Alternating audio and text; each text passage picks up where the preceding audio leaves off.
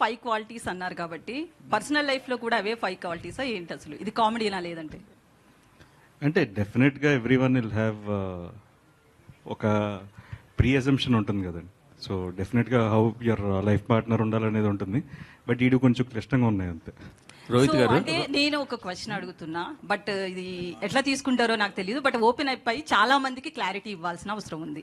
So Nara Rohit అంటే చంద్రబాబు గారు సీఎంగా ఉన్న టైంలోనే మూవీస్ చేస్తారు, ఇండస్ట్రీలోకి వస్తారు అనే ఒక టాక్ అయితే ఉంది. దీని మీద చాలా వెబ్సైట్స్ అండ్ ఫిల్మ్ జర్నలిస్టుల కామెంట్ కూడా.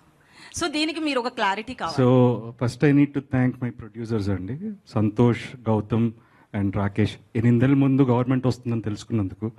So I should thank them. Rohit గారు, హలో సార్, అవైరు సార్? ఐఎమ్ గుడ్ అండ్ మీరు ఎలా ఉన్నారు? Fine sir. సార్, రోహిత్ గారు అంటే కనుక కూల్, ఫన్, ఎమోషన్ ఇట్లా చేసినవన్నీ మీ మంచి హిట్లు. సోలో దగ్గర నుంచి జో అచ్యుతానంద్ వరకు. మళ్ళీ మీ కంబ్యాక్కి ఎందుకు ఒక పొలిటికల్ దాంతో రావాల్సి వచ్చింది?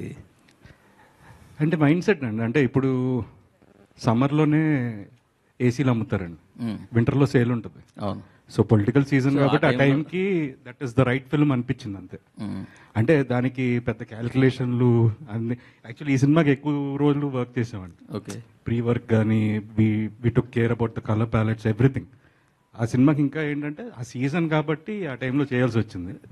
But unfortunately it didn't work.